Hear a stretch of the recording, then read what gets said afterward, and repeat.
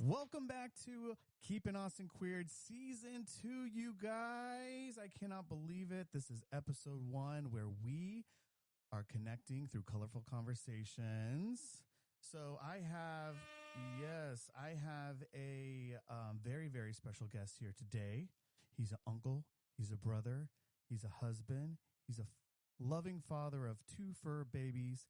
Chinese and chicken wing connoisseur. Drum roll, please. It's me. I wanted to start out the first episode again of season 2, which I never thought in a million years I would even be here at this point. But this is my birthday weekend. It's Taurus season. So I thought, why not kick it off in a good vibe situation and have me be able to tell my story and share my growth and my journey. I don't know if you did or did not listen to the very last episode of season 1, where I had Mike and Trina on, where they shared their stories, their journey, their process. And at the end of it, we were such in flow and just really good conversation.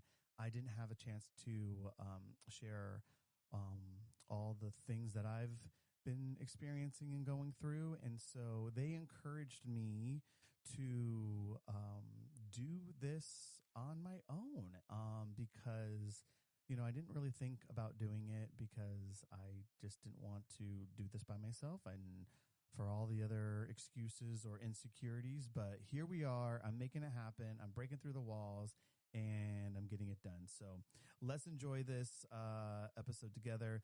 But before we get into it and tell you my transformation story and journey, of course, in Keeping Austin Queered tradition, we are going to get to know the guest a little bit better, and I'm going to go into the deep and deeper questions and pull some cards. So let's do the first one. All right, if you could have picked where you grew up, where would have it been and why?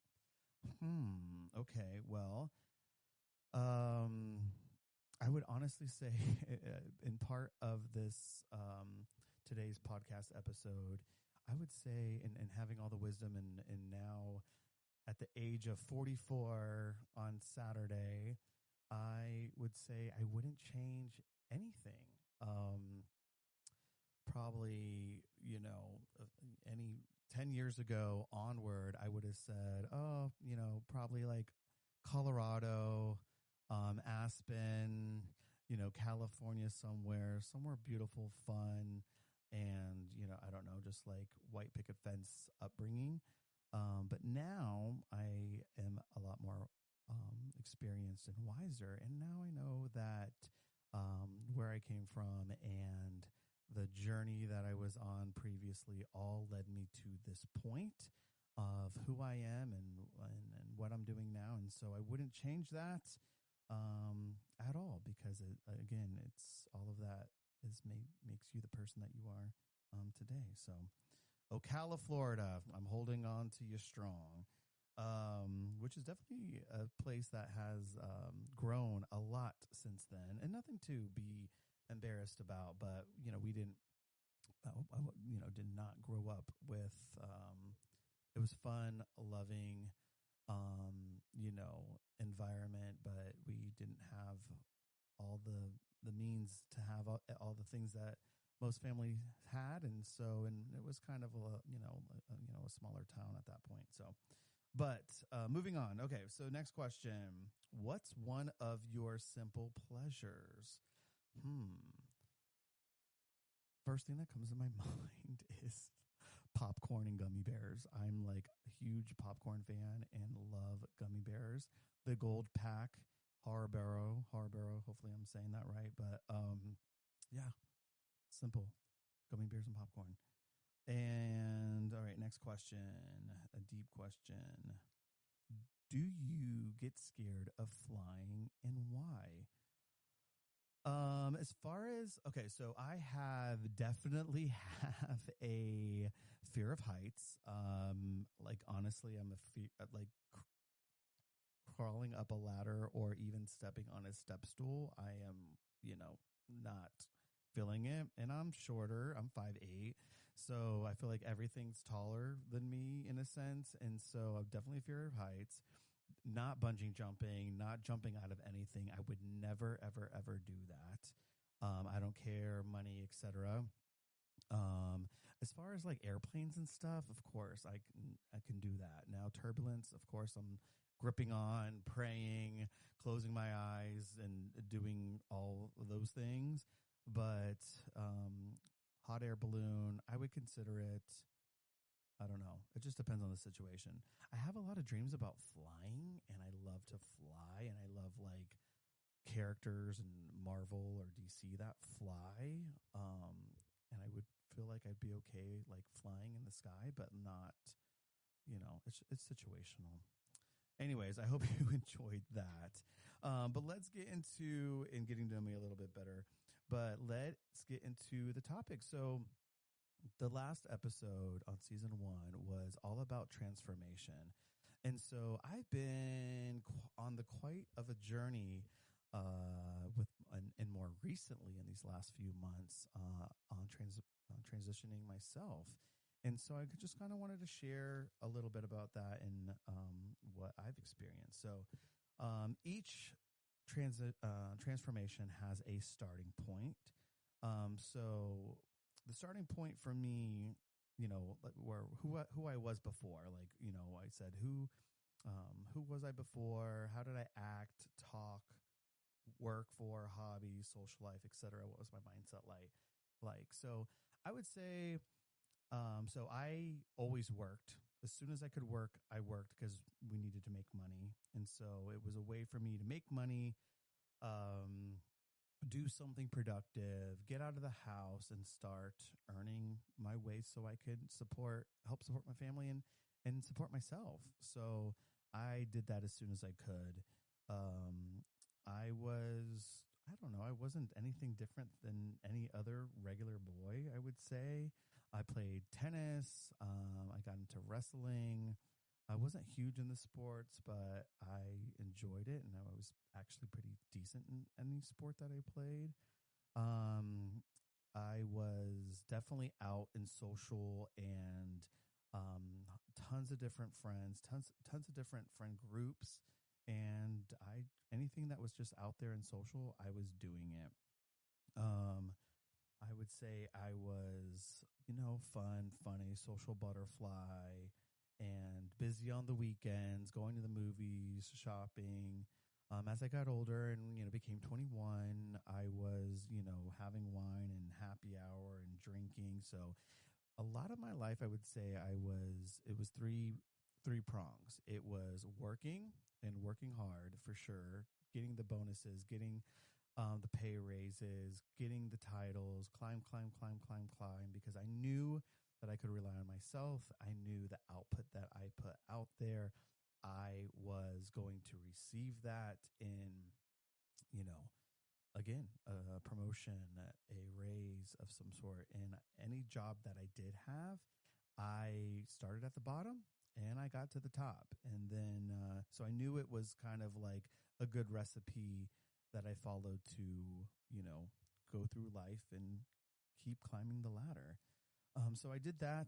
And then, of course, when I wasn't working, I was, working out or being active and being social with my friends. I didn't really think too far ahead in life. I just knew that at some point I was definitely a relationship guy, wanted to get married, of course, wanted to have a home, and wanted to, have all the things that you wish you had at a certain age. And I moved around a lot for work, and sacrificed my weekends, sacrificed birthdays, sacrificed holidays with my family, and events with friends. But I knew I had to, make it happen. And, in your early 20s and 30s, I thought that's what you did, to sacrifice to get ahead. And so I lived in a variety of cities, Florida, of course, and Atlanta, Georgia, LA, San Diego, and now Austin, Texas. And I'm so, so, so, so glad I did that. Of course, I was scared at the time and I didn't know anyone in all these cities that I listed, but I just knew I, wanted more. And I got to a point within each city that it had its purpose, and I kind of outgrew its city for what it was serving me. And I just kind of listened to my intuition and my gut to help me get to the next phase of my life. And that's what I, was just listening to, and kind of really didn't have a plan, but knew that, something always was going to be happen to me that was bigger. And so I was just listening to that. What else? Of course, I was, eating out and drinking wine, and I always had a pretty good mindset, positive person, positive thinker, again, lighthearted, always, wanted to make sure everyone was taken care of and good and fun and having a good time. But I, again, didn't know, wasn't sure what life looked like for me other than just working, because that gave me everything that I needed. So then, what was the turning point?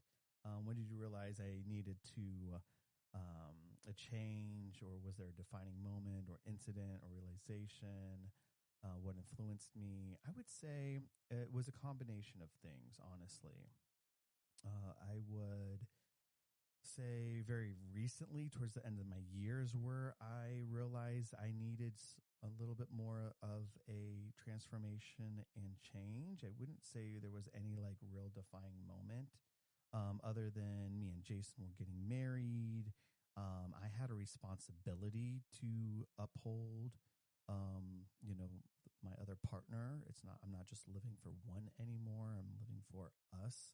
And I really respected that, and it gave me, I always had drive, I always had purpose, but it gave me another layer of like, okay, here's another person that's going to rely on you, and again, you're married, so it's till death do you part, and I don't believe, for me, and the divorce word, I know it's there for a reason, and I don't condone it or anything like that, but I just believe, like, it took me this long to get married, so I wasn't, you know, I dated quite a few people, of course, to see what I liked, what I didn't like, but I knew that when I was going to wait for the right one to make that happen. And so I did, and I'm not looking back from that, but, you know, life just got more serious, I would say. And more recently, so I had 15 years of experience in retail management. Then I transitioned into a decade now, in healthcare staffing. And I've loved both of my careers. Again, really successful along the way at each one of them, helping build companies, build brands, build all that sort of stuff, a lot of startups. And more recently, I hit my 1 year at my job, and I was starting to feel dead, and it wasn't going anywhere. I was, realized I'm helping everyone achieve their goals, their dreams, and build their business and their company. Obviously, I, lost my dad in the beginning of January, which, those that have lost a parent know it's definitely, it's big. That definitely gives a lot of, gave me a heck of a lot more perspective than I already had. And I deeply felt like this was a great chance for me to start a new chapter and rewrite my story with Jason, or write a new story, not rewrite it, but write a new story. So I told myself that although I'm in my early mid 40s, I'll be 44, you know, Saturday, May 10th, born on Mother's Day. What a gift. That this was going to be my new book, chapter one. and it was time for me to evolve. And I honestly, I say this way with saying, like, it wasn't like I was, you know, planning this evolvement. I would just say it was just, I was naturally feeling it and feeling this way. And, you're supposed to evolve, and you're supposed to learn, grow, and I hate the word change, but, just grow as a person. And sometimes that does come with changes, you know. So there was the shift and there was the process. So the steps that I took, I would say, to start making a change, I was just getting more into books. I'm not a big reader, but I love those self-help books and how to grow and how to see things from a different perspective. Those were always drawn to me. I wasn't the Harry Potter, Hunger Games type of fantasy world, but just like, I don't know, real life books and business and, stuff. And obviously the same within podcasts, influencers, retreats, activities, all of that stuff I was so into.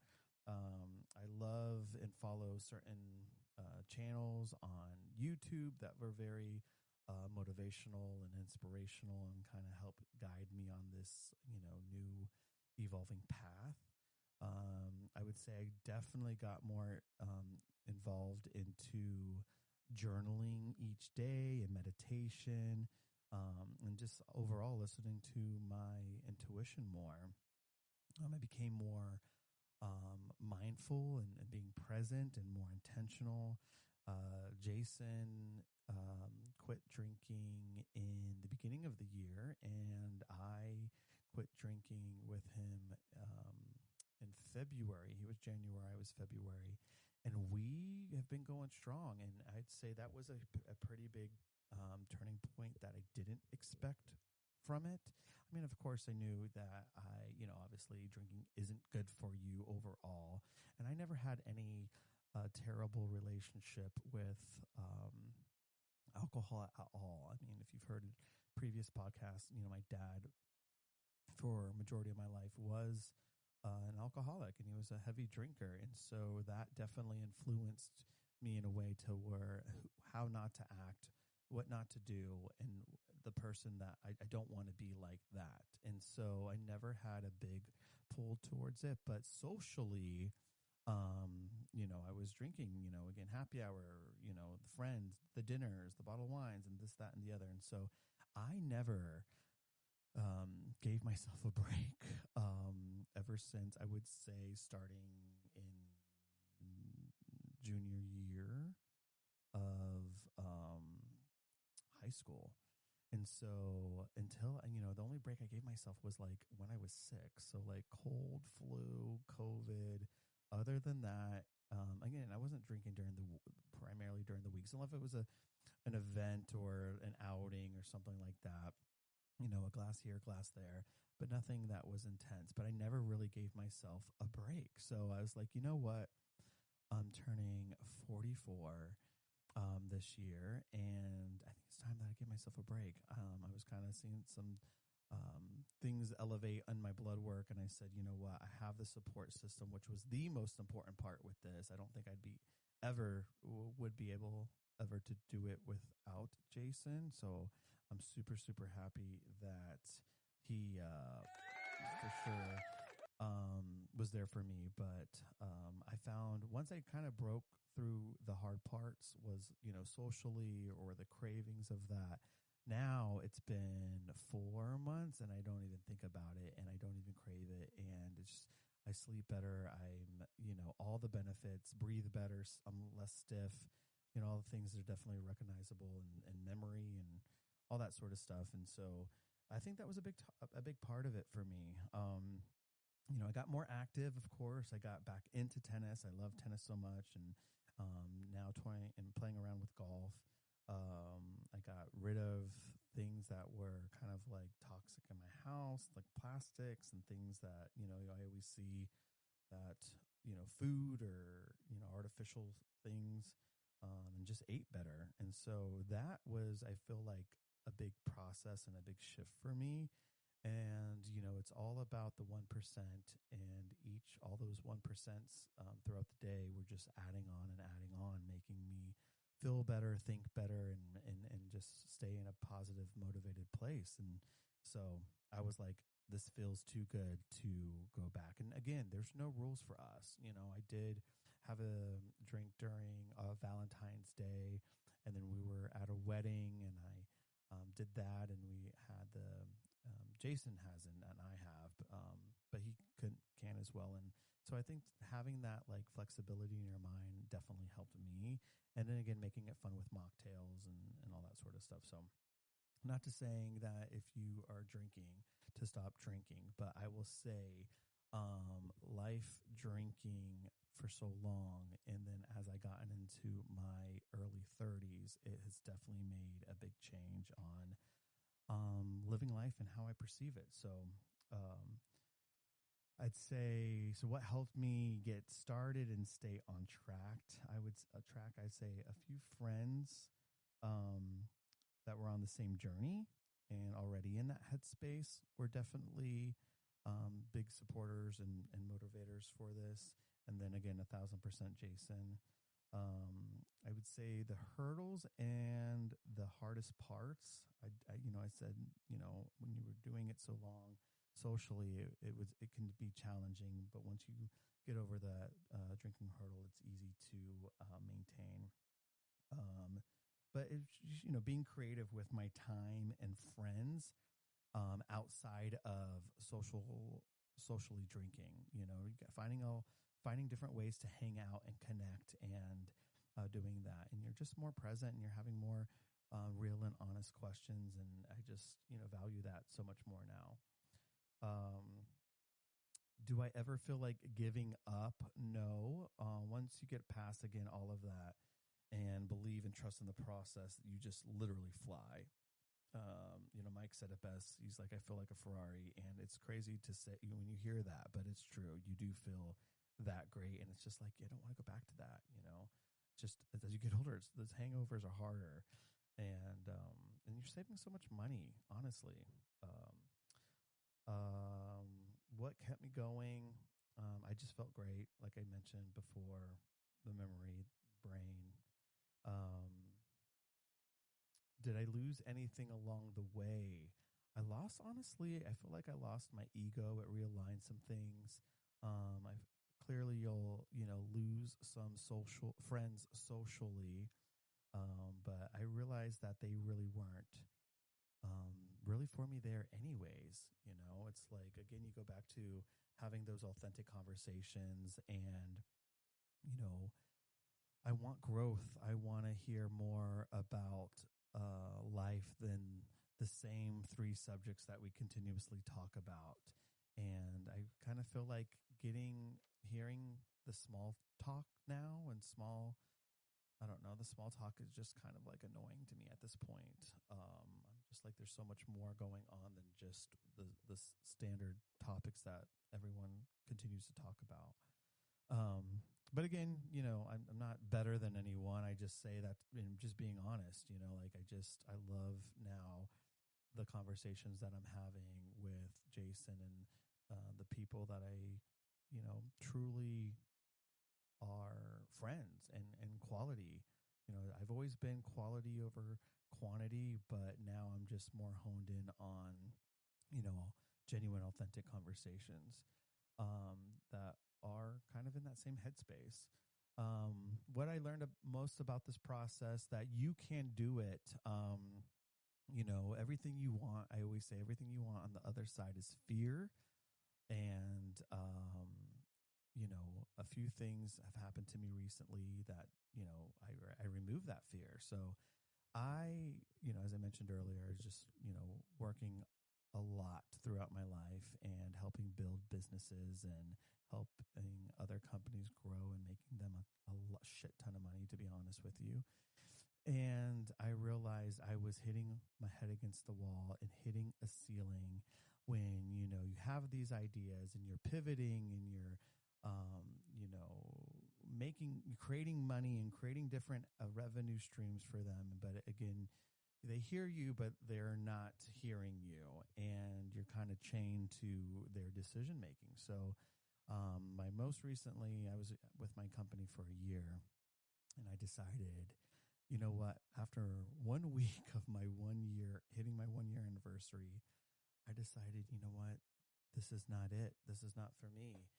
And I have never quit a job, intentionally, or I was either poached, or I've stayed at my jobs for like years and years and years and years. I'm not a job hopper or anything like that. And I decided, you know what? I'm getting to the point of being unhappy, and I'm, newly married. I didn't want to be in this headspace. And I said, you know what? I'm going to start. I kind of like made a prayer, I would say, and said, universe, God, angels, whatever you believe in. I believe in it all. So I'm praying to everyone. I said, please, anything that is for me, make it very clear and obvious that it's for me. And anything that isn't for me, please don't put it in front of me and take it away. And ever since I said that, man, the doors have swung open. And so I put a plan together and decided, you know what, this is it. I'm going to quit my job because all these other doors of opportunity were coming my way, and I just wanted to focus on them and, do things. Life's too short to be unhappy or be miserable. And I was grinding most of my life, and I realized that it is more important to get in line versus the grind. And once I, again, let go of the fear and listened to the opportunities and got more in line, it was like magic. And I am so thankful, honestly. And I trust in myself and trust that, the universe has my back. They're not going to let me down. And it was just came down to timing and me realizing that this is the path. So some exciting news coming up in the next couple months that I can't wait to share with you guys. I'm in the process of working on something big career-wise for myself. I also got, with this time off, of course, I had a plan in place, and I'm, working on some handful of other side projects, but it just gave me more clarity of who I am and what I want to do and what I want to work with and make me happy. But I did get into something big that I'm working on that I'll definitely share with you guys at some point. And then something else that was kind of magical that fell into my lap that I'll get into another episode. So definitely stay tuned. But the one thing I wish I would have done sooner is trust myself sooner and understand that I know now that I know about life and how it works, it's just trusting the signs and trusting your intuition and just paying more attention sooner. And then the biggest advice I would tell someone about their transformation is start small, or just start. That's the biggest thing. Just start. Find things that you connect with and do those things. They would lead you to more people, more opportunities that will come along with that. I've definitely experienced just, one day I said, okay, I'm going to work on my tennis serves, and then the courts were busy, and then I was talking to a friend on the phone and waiting, and then the tennis lady asked me if I wanted to play with her, and then she invited me to meet other people, and then a league, and then next thing you know, I'm supporting her at her matches, and then the doors and dominoes just flooded open and fell, and it just connected me to more people that were in aligned with what I was looking for and wanted to achieve. And literally open every door. I would say open every door as they come to you. Not every opportunity is a good one, but look into it and just keep going, open the next one and keep moving forward. Most people overthink, and then that leads them to be stuck or not opening those doors. So just, pay attention. I think that's the biggest thing, because it's all happening in front of you. You just gotta, again, just walk with your eyes open and pay attention. And that's it. So overall, like I said, I would say, I didn't have any big moment in a sense. It was just a transition of, who I was, and how I was living in the past, and finding a little bit more and getting a little bit more closer to my purpose through getting older, through my relationship and then marriage with Jason. And, what's the version, the 40-year-old version that I want to live. And that's the beauty of aging. I used to be a fear of aging and, scared of it and all those things. But I think the beauty of aging is that you get to grow, you get to evolve, you get to take what you like and leave what you don't like, and have all that wisdom, come along with you to share and help others out. And that's probably the most of what I'm excited about in my early 40s and the 40s overall, is to live my authentic self unapologetically and have fun along the way with the people that I meet and the people that I connect with and the people that I help, and doing work that I truly feel is my purpose and has purpose, and, ultimately connecting and helping other people through my main career focus. And then other things outside of that is really what I'm looking forward to the most, and will have me live like, a really happy life. Although I wasn't happy, it's not to say I wasn't happy before, but it just feels more, I guess, aligned is the word that I would, say. So, in closing, my biggest thing is, was the one thing I would love to see more in the world. I'd say be more kinder to people with their journey that they're currently on. All of this doesn't have to happen overnight. Be patient with people and encourage them to be a better version of themselves. I've learned that, you got to meet people where they are. And, although I have my ways of thinking and thoughts and ideas and all that sort of stuff, everyone is on their own journey, and they've got to go through that and realize that, and go through the bumps and the bruises and the hurdles to either, get more aligned or stay in that space that they're in. And that's okay. But I do know that it is definitely, I feel like, an awakening once you realize what's important in the world and not. And, all this material things and stuff, I'm like, I've collected all this stuff over these years. And then now I'm just so excited to keep what I need, and, give to others what I don't, and live in a more present life, and live with purpose, and ideally help others along the way. So that's it. That's my story, journey, transformation. I hope that was helpful to someone or encouraging to someone. And, like I said, just keep moving forward. But thanks for listening. And remember to keep Austin queered. I'll talk to you later, guys. Have a great one. Stay tuned. Bye-bye.